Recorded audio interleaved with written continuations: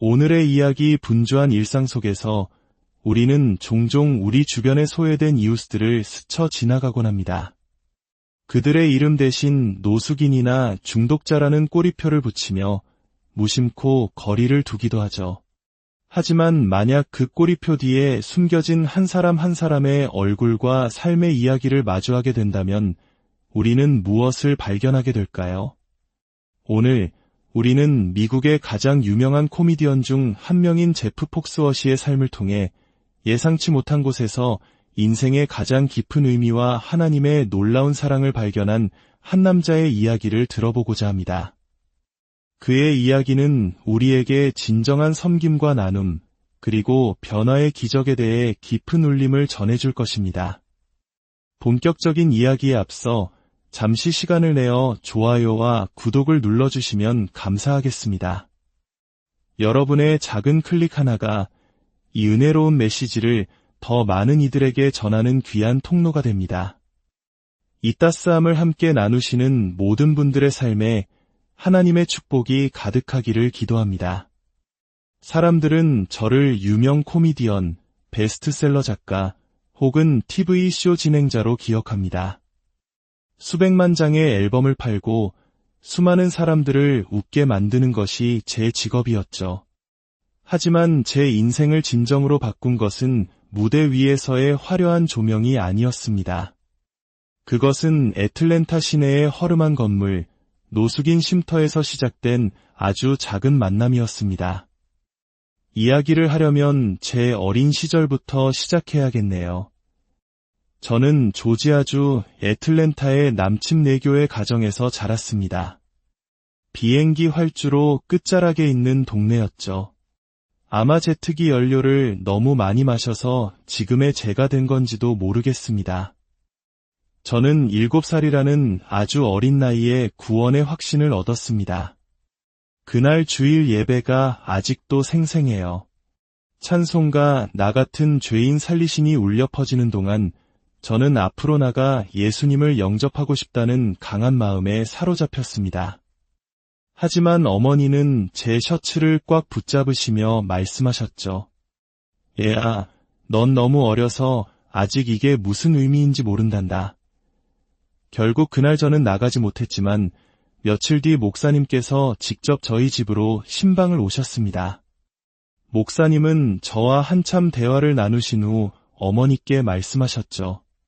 아주머니, 이 아이는 자기가 무엇을 하는지 정확히 알고 있습니다. 그 주 일요일 저녁 예배 때 저는 마침내 앞으로 나아가 제 삶을 주님께 드렸습니다. 저는 어린 마음에 이렇게 생각했어요. 혹시라도 내일 세상이 끝날지 모르는데 엄마 아빠의 게으름 때문에 나 혼자 천국에 못 갈 순 없지. 하지만 엄격한 교회의 가르침은 타고난 광대 기질을 가진 저에게는 조금 힘든 부분이었습니다. 술 마시지 마라, 담배 피우지 마라, 욕하지 마라, 온통 하지 말라는 것들 뿐이었죠. 저는 하나님을 사랑했지만 그런 규칙들 속에서 숨이 막히는 것 같았습니다. 제가 어른이 되어서야 비로소 깨닫게 된 사실이 있습니다. 하나님께서 제게 말씀하시는 것 같았어요. 내가 너를 내 어머니의 뱃속에서부터 지었고 바로 이런 모습으로 만들었단다. 너는 내 모습 그대로 저 엄격한 규칙의 울타리 안에 들어올 수 없는 사람들에게 다가가 영향을 미칠 수 있단다. 그 깨달음은 저를 자유롭게 했습니다. 대학 시절 돈이 없어서 집에서 통학하며 식료품점에서 일했습니다.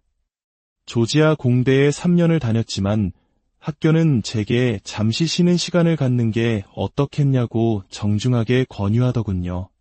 그 후 저는 IBM에 취직해 기계를 수리하는 일을 했습니다. 휴게실에서 항상 상사 흉내를 내며 동료들을 웃기던 그런 직원이었습니다. 위대한 인물이 될 제목은 아니었죠. 바로 그 IBM 동료들이 제 인생을 바꿔놓았습니다. 그들은 매주 코미디 클럽에 다녀와서는 제게 말했습니다. 폭스, 자네가 무대에 있는 사람들보다 훨씬 웃겨. 한번 도전해보라고. 마침내 동료들은 저 몰래 위대한 남동부 웃음 경연대회에 제 이름을 등록해버렸습니다. 저는 태어나서 코미디 클럽에 가본 적도 없었지만 일주일 동안 가족에 대한 5분짜리 원고를 썼습니다. 그리고 다음 주 저는 그 대회에서 우승했습니다. 더 놀라운 것은 바로 그날 밤 제 아내를 만났다는 것입니다. 긴장한 나머지 저는 그녀 앞에서 음료수를 몽땅 쏟아버렸죠. 이제 당신은 저랑 데이트 안 하겠네요. 라고 말하자 그녀가 웃으며 답했습니다. 아직 물어보지도 않았잖아요. 그날 이후 30년이 넘는 세월이 흘렀습니다. 저는 제 아내와 제 평생의 직업을 같은 날, 같은 장소에서 만난 셈입니다. 아내는 제 안의 창의적인 열정을 보고 그것을 밖으로 표출하지 않으면 미쳐버릴 거라고 격려해준 유일한 사람이었습니다.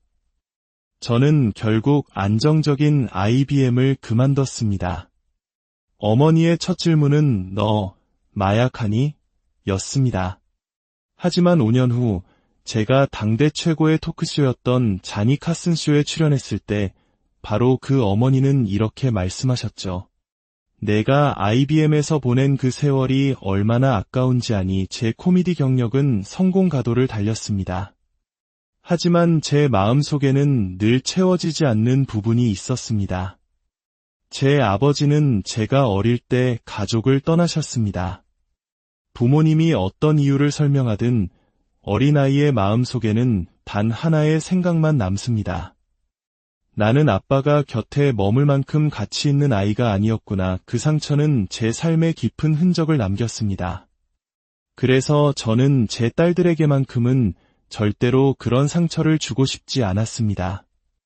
제 직업은 매일 밤 다른 도시로 저를 데려갔지만 저는 무슨 수를 써서라도 매일 밤 집으로 돌아왔습니다. 세인트루이스에서 공연이 있는 금요일 밤이면 공연을 마치자마자 비행기를 빌려 타고 새벽이 3시에 집에 도착했습니다. 그리고 아침에 일어나 딸들을 축구 연습에 데려다주고 오후 4시에 다시 비행기를 타고 다음 공연 장소인 미니애폴리스로 날아갔습니다. 매일 아침 딸들을 학교에 데려다주는 것이 제게는 그 무엇보다 중요한 일이었습니다.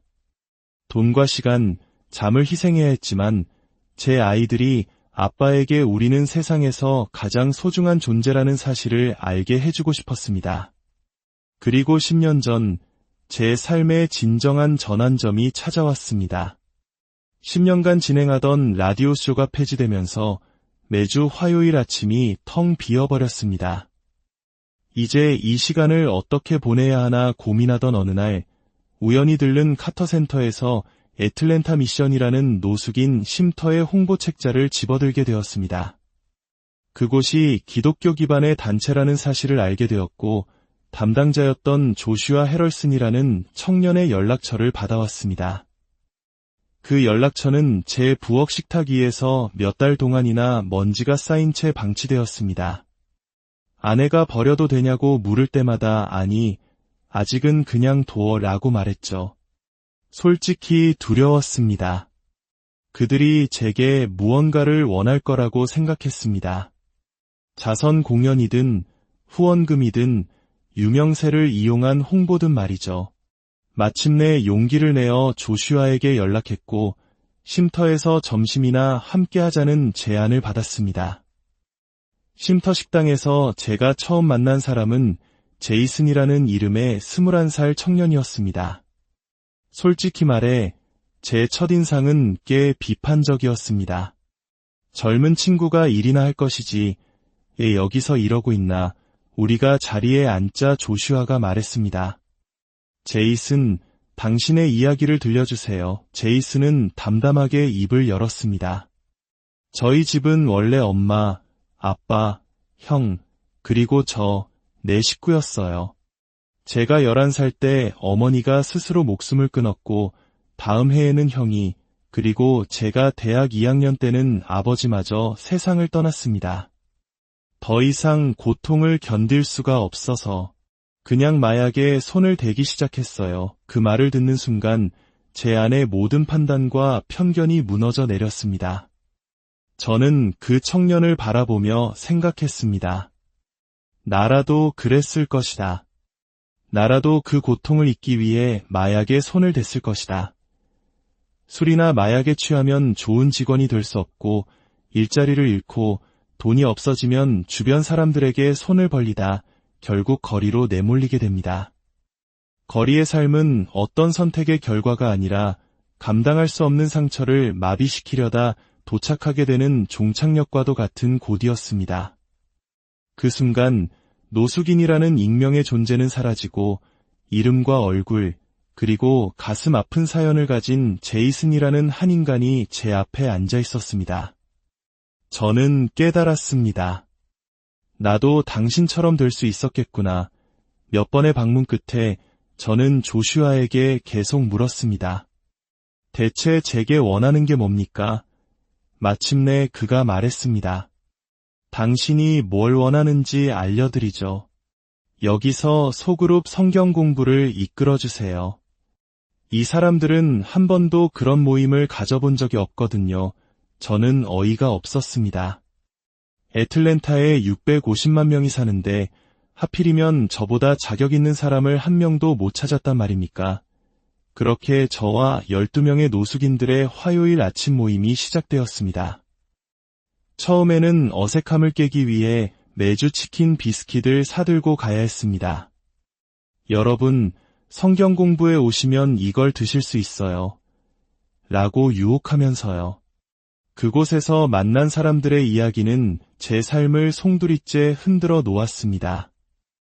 그 중에서도 웨인 쿡의 이야기는 하나님의 살아계심을 보여주는 기적과도 같았습니다. 쿡은 처음 봤을 때 덩치도 크고 늘 화가 나 있어서 제가 무서워했던 사람입니다.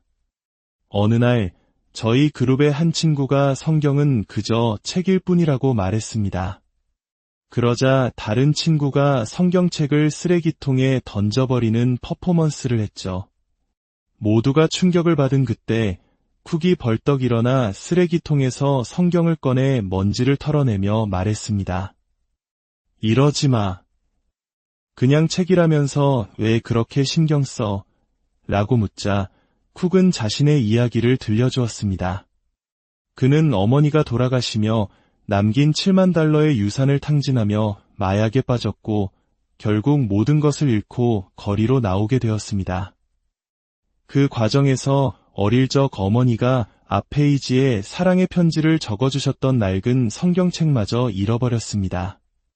그로부터 1년 반이 지난 어느 날 쿡은 애틀랜타에서 160km나 떨어진 곳에서 낡은 아파트를 청소하는 일을 하게 되었습니다. 2층에서 버려진 물건 더미를 뒤지던 중 먼지 쌓인 책 한 권을 발견했습니다.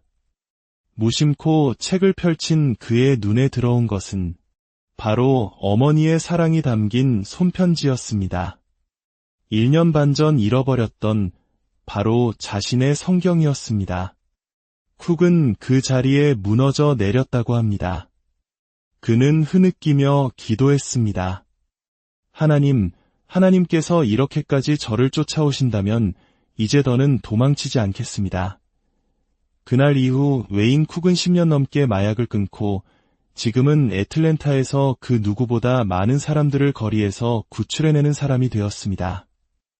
저는 이 사람들과 함께 누가복음 15장의 탕자의 비유를 나누는 것을 좋아합니다.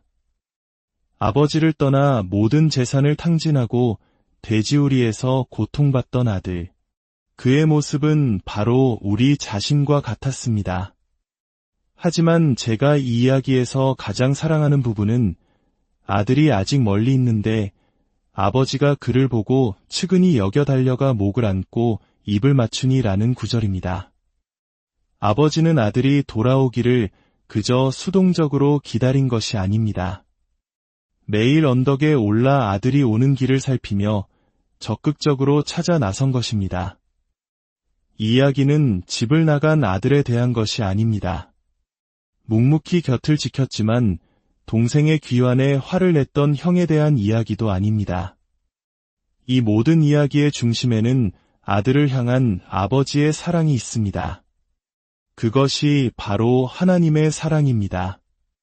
여러분이 아무리 나쁜 짓을 해도 하나님의 사랑은 끊어지지 않으며 아무리 착한 일을 해도 그 사랑이 더 커지지도 않습니다. 하나님은 우리를 똑같이 사랑하십니다.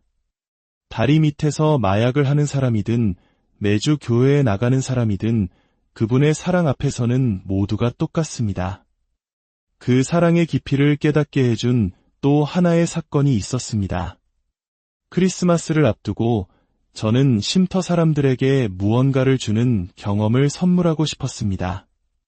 그들은 늘 받기만 하는 삶을 살아왔으니까요.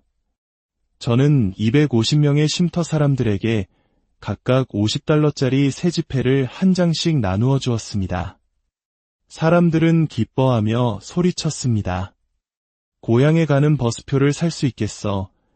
아이들 크리스마스 선물을 사줄 수 있겠다. 그때 제가 말했습니다. 여러분, 이 돈은 여러분의 것입니다. 마음대로 쓰셔도 좋습니다. 하지만 잠시 제 이야기를 들어주세요. 세 블록 떨어진 곳에 있는 학교가 최근 화재로 모든 것을 잃었고 어린이 병원에는 크리스마스에도 집에 가지 못하는 아이들이 있습니다. 그리고 이 도시 역사상 가장 추운 겨울, 골판지 상자 속에서 잠을 자는 사람들도 있습니다. 여러분이 이 바구니에 내는 기부금은 우리 리더들이 한 푼도 빠짐없이 똑같은 금액을 더해 그들을 위해 사용할 것입니다. 그러자 믿을 수 없는 일이 일어났습니다.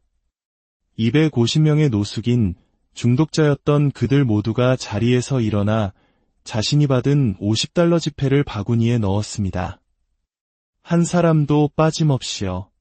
그것으로도 모자라 그들은 주머니를 뒤져 $5, $10짜리 지폐를 꺼내 넣었고 자신의 방으로 달려가 동전까지 긁어 모아 쏟아부었습니다. 저는 그 광경을 차마 끝까지 지켜볼 수 없었습니다. 조용히 복도로 걸어나와 벽에 기댄 채 어른이 된 후 처음으로 아이처럼 흐느껴 울었습니다. 저는 부끄러웠습니다. 저는 수표 한 장을 쓰면서 스스로를 대단하게 여기곤 했지만 단 한 번도 제가 가진 모든 것을 다른 사람을 위해 내어준 적은 없었습니다. 거리의 사람들을 향한 저의 오만과 편견이 산산조각 나는 순간이었습니다. 그들은 저보다 훨씬 더 큰 마음을 가진 사람들이었습니다. 많은 사람들이 묻습니다. 어떻게 그런 일을 시작할 수 있냐고. 저는 아이들에게 항상 말합니다. 인생은 코를 막고 뛰어내리는 순간들을 몇 번 경험해야 비로소 진짜 살아있는 것이라고요.